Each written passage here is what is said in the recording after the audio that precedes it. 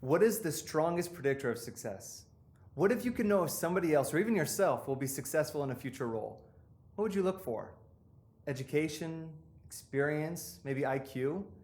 Although those help, they aren't the strongest predictors. Research shows there's one thing with the highest correlation, and it's called emotional intelligence. Emotional intelligence is the strongest predictor of job performance. 90% of top performers are high in emotional intelligence, whereas just 20% of bottom performers are high in it. Emotional intelligence is not your IQ. IQ tries to assess intelligence with academic abilities, and it's not a good predictor of success. Emotional intelligence, on the other hand, or what I prefer to call emotional quotient, or EQ for short, it's the other kind of smart. Think in terms of EQ for yourself and EQ for others. EQ for yourself is the ability to identify and manage your own emotions and behaviors. Manage your own emotions and behaviors.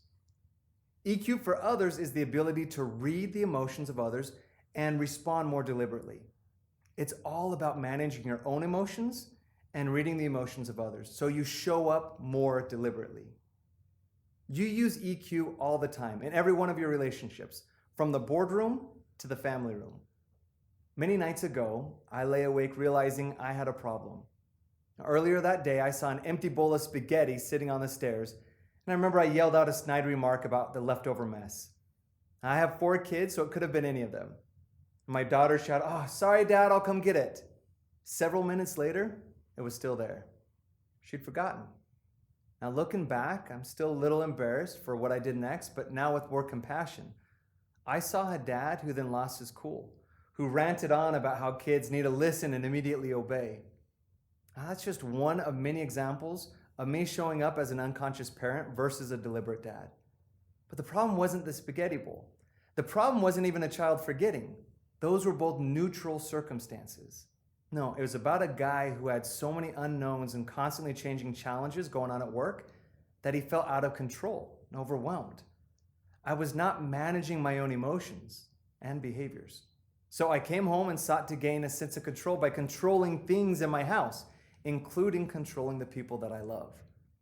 And when they don't behave just how I thought they should, I got frustrated and resorted to the, "hey, because I'm your dad, that's why" kind of stuff, where I shouted orders and I sought to be understood versus listening to understand and lovingly trying to influence. Now, that night, my first step was to become aware of what I was feeling and the thoughts that were driving that emotion. Since what I think and how I feel influences and drives how I show up. Only then could I decide to think, feel, and do something different. Now, since then, I've been working more on changing me by managing the thoughts in my own mind versus trying to change everything and everyone else to make me feel better. That was a simple example at home, but think about the last time you were frustrated, stressed, or angry. How did you show up? Were you the type of leader that people wanted to follow? What are the spaghetti bowls in your life? I've been studying and applying principles behind EQ and mind management for over a decade, but I still must constantly work on becoming aware of my own emotions and behaviors. As an HR executive, when I look back at the leaders who I've had to let go, who lost their jobs, almost every single root cause could have been avoided if they had improved their EQ. It usually wasn't because they lacked skills, it was almost always because they lacked EQ. And the leaders who kept getting promoted or got the bigger bonuses, it was almost always because they had strong EQ. While EQ will help you become a better leader at work, remember, it's the highest predictor of success. This goes beyond the office. Managing your mind and EQ will have an impact on all aspects of your life. How you lead at home and in your personal life, and especially how you even lead yourself to the results you want. For example, how many of you want to simply feel better, to feel less stressed and frustrated, to feel more confident, excited, and committed? Or maybe you were like me, who earlier in my career would focus so much on improving how I showed up at work, but then would come home exhausted, completely forget how to lead in my home and personal life. Before I learned what I'm about to guide you through around managing our minds and EQ, my marriage, relationships, and even my health were suffering. I was not showing up as the business leader, husband, or father I wanted to be.